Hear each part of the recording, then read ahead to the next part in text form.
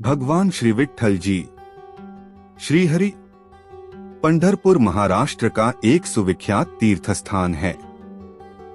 भीमा नदी के तट पर बसा यह तीर्थस्थल शोलापुर जिले में अवस्थित है। आषाढ़ महीने में देवशयनी एकादशी पर यहाँ करीब 5 लाख से ज्यादा हिंदू श्रद्धालु प्रसिद्ध पंढरपुर यात्रा में भाग लेकर भगवान विठ्ठल के दर्शन करने पहुँचते हैं।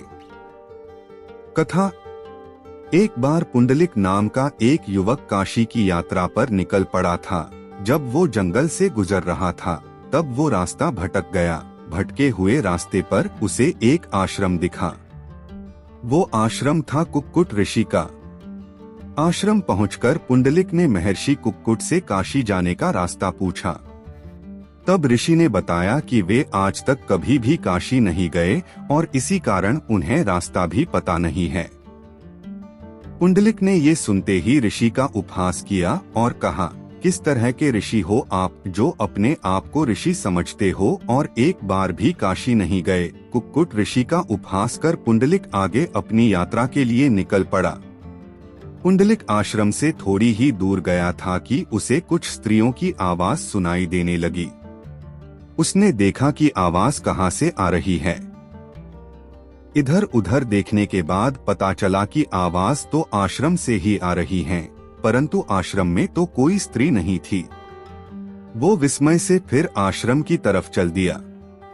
जब वो आश्रम पहुंचा तो उसने पाया कि 3 औरतें पानी से आश्रम को साफ कर रही हैं।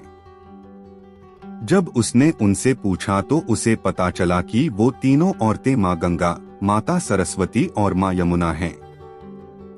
पुंडलिक आश्चर्य से दंग रह गया। कैसे ये तीनों उस ऋषि के आश्रम की पवित्रता बनाए हुए हैं जिसे काशी के दर्शन तो छोड़िए, काशी का मार्ग तक पता नहीं है। तब माँ गंगा, यमुना और सरस्वती ने उसे बताया कि पवित्रता और श्रद्धा तो मन में होती है। ये जरूरी नहीं है कि आप पवित्र स्थलों की यात्रा करें या फिर कर्मकांड करें।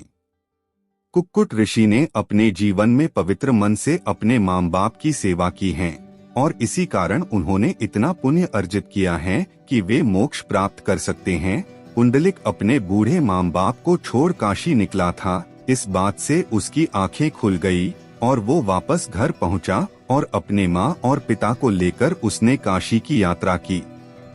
इस घटना के बाद पुंडलिक का जैसे जीवन ही बदल गया था। अब उसका जीवन अपने माँ बाप की सेवा में चला जाता था। पुंडलिक की मातृपितृ भक्ति इतनी असीम थी कि एक बार भगवान कृष्ण को भी पुंडलिक के घर जाने का मोह हो आया। भगवान कृष्ण जब पुंडलिक के घर पहुँचे तो पुंडलिक अपने माता पिता की सेवा कर रहा था। अपने घर मेहमान बनकर भगवान को आया देखकर उसे काफी खुशी हुई, पर उसका मन थोड़ा भी विचलित नहीं हुआ। उसने अपने पास पड़ी एक ईंट को भगवान को खड़े रहने के लिए दी और उन्हें रुकने के लिए कहा। इसके बाद वह फिर अपने माता पिता की सेवा में लीन हो गया। भगवान ने खड़े खड़े थक गए और अपनी कमर पर दोनों हाथ रख लिए। ऐसा पहली बार था जब भगवान को दर्शन देने के लिए भक्त का इंतजार करना पड़ रहा था। माता पिता की सेवा होने के बाद पुंडलिक भगवान कृष्ण के सामने गया और उनसे क्षमा मांगी। भगवान कृष्ण उनकी मातृपितृ भक्ति को देख काफी प्रसन्न हुए और उन्हें वर मांगने के लिए कहा। पुंडलिक ने कहा, भगवान मेरे लिए इंतजार करते रहे, इससे ज्यादा क्या हो सकता है। पर भगवान कृष्ण ने आग्रह किया तो पुंडलिक बोले कि आप पृथ्वी पर निवास करें और यही रहकर अपने भक्तों पर अपनी छाया बनाए रखें। तब से भगवान कृष्ण उसी ईंट पर पंढरपुर क्षेत्र में खड़े हैं। विठोबा शब्द का अर्थ भी यही होता है, भगवान जो ईंट पर खड़े हैं। पंढरपुर में स्थित भगवान विठ्ठल की मूर्ति स्वयंभू है, यानी इसे किसी भी मूर्तिकार ने नहीं तराशा हुआ और वो अपने अस्तित्व में ही उसी आकार में आई है।